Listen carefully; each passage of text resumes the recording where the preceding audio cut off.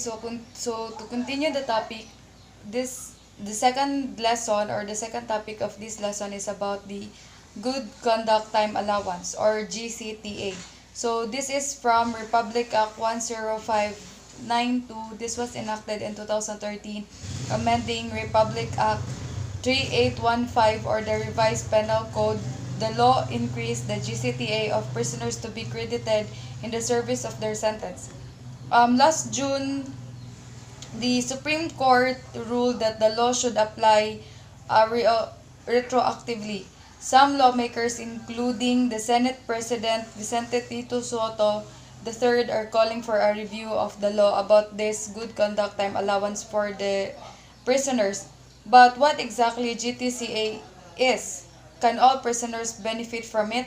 So the GCTA or the Good Conduct Time Allowance is a sentence reduction provision afforded prisoners who show good behavior inside the prisons. So it has been in existence in 1906. Act 1533 provided for the diminution of sentences imposed upon prisoners in consideration of good conduct and diligence.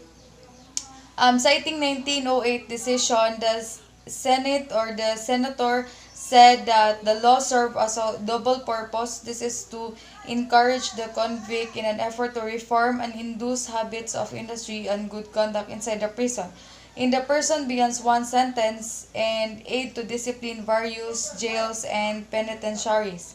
24 years later, the revised penal code, a legal code governing crimes and their punishment, was signed into law.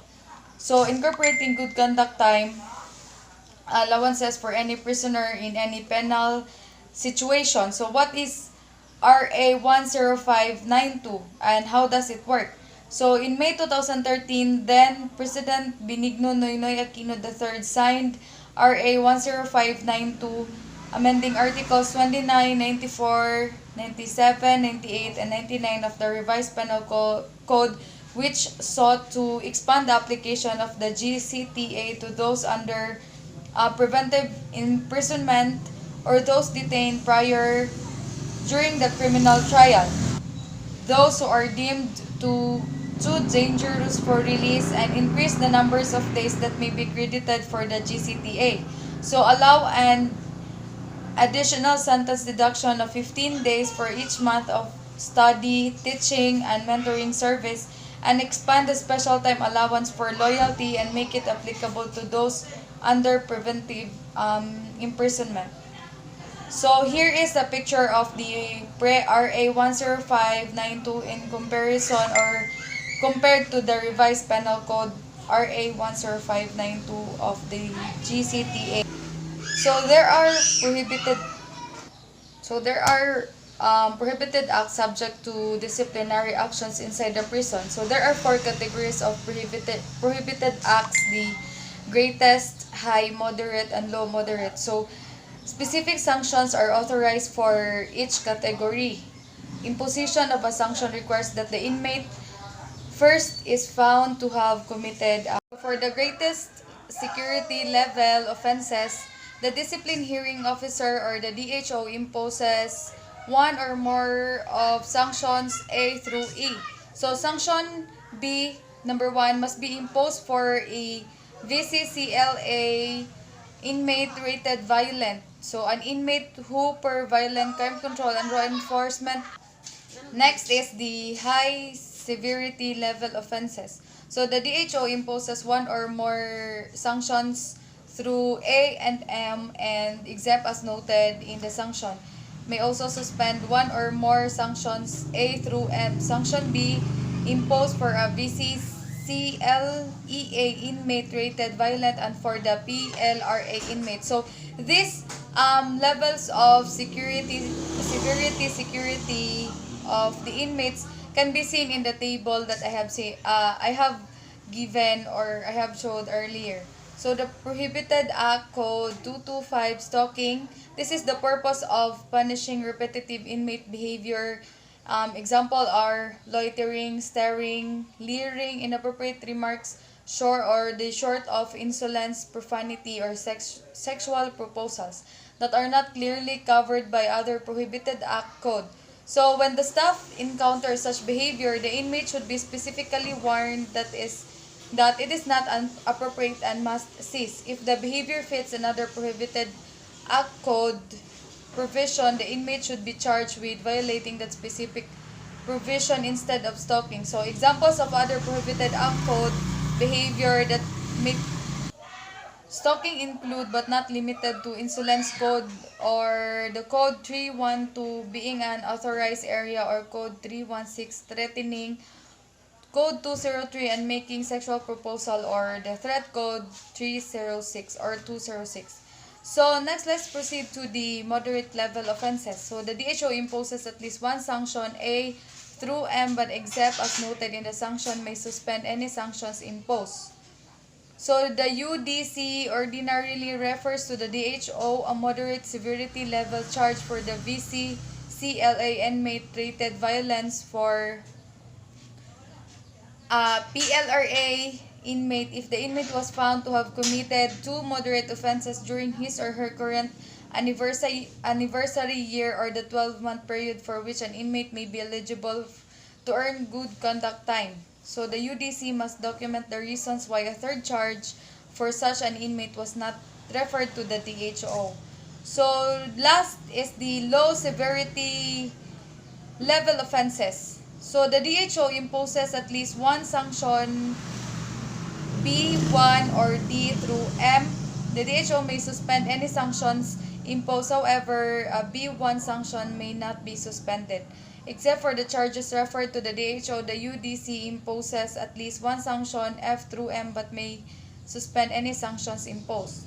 So, let's proceed to the BJMP or the Bureau of Jail Management and Prisoner or the Penology from RA 6975. So, the Bureau of Jail Management and Penology, hereinafter referred to as the Jail Bureau, is hereby created initially consisting of officers and uniformed members of the Jail Management and Penology Service as constituted under Presidential Decree number 765.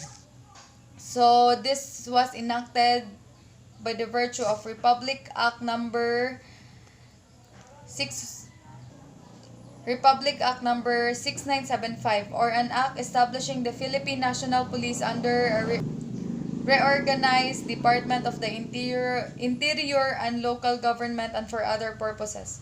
So the Jail Bureau shall exercise supervision and control over all city and municipal jails. The provincial jail shall be supervised and controlled by the provincial government with its jurisdiction, whose expenses shall be subsidized by the national government for not more than 3 years after the effectivity of this act. So as one of the 5 pillars of the criminal justice system, the BJMP was created to address growing concern of jail management and penology problem.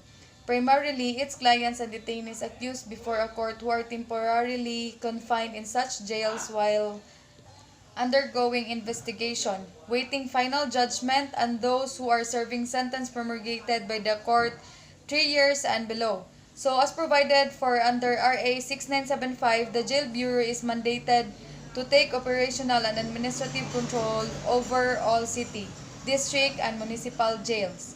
So, the Bureau has 4 major areas of rehabilitation program, namely, the first one is livelihood projects, second is the educational and vocational training, third is recreation and sports, and regular spiritual activities. These were continually implemented to eliminate the offenders' pattern of criminal behavior and to reform them to become law-abiding and productive citizens.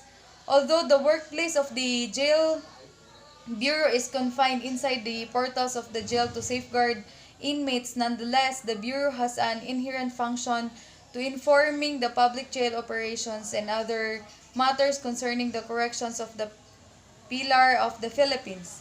Coincidentally, being a new and growing bureau, the BJMP aims to keep the public abreast of information regarding jail management and penology. The assistant heads of the department's regional offices with the rank of senior superintendent shall assume the position title of Assistant Regional Director of Jail Management and Penology as provided by Section 12 of this Act, Republic Act 6975, the heads of the district offices with the rank of Chief Inspector shall have the position title of District Jail Warden, and the heads of the city or municipal stations with the rank of Senior Inspector shall be known as City or Municipal Jail Warden.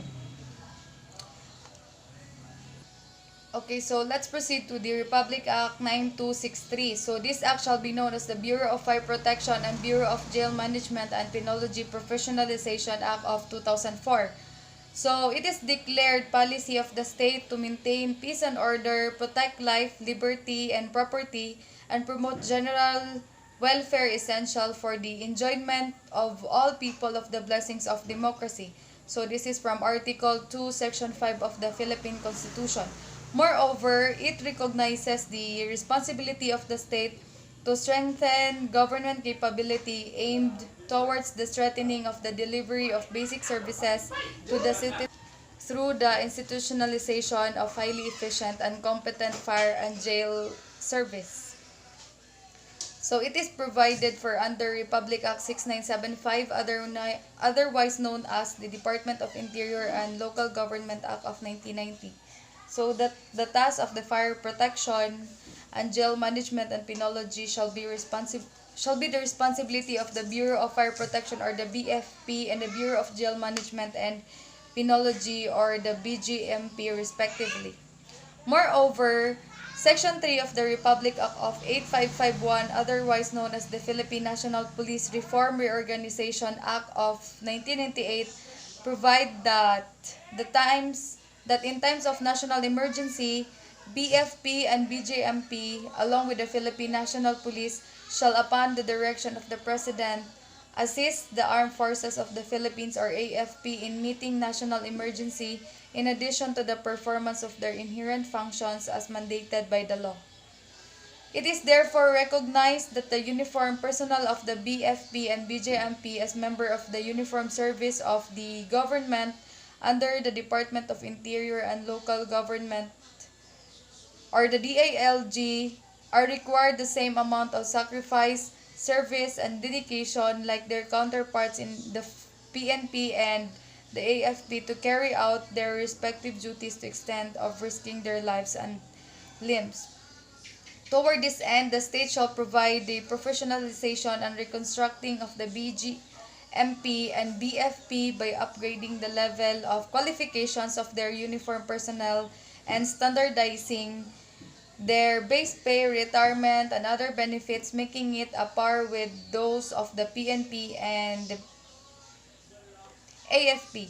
So the DILG shall design and establish our professionalization and qualifications upgrading program for uniformed personnel of the BFP and the BJMP in coordination with the CSE and the Commission on Higher Education or CHED through an off-campus education program or other similar programs within 90 days from effectivity of this act.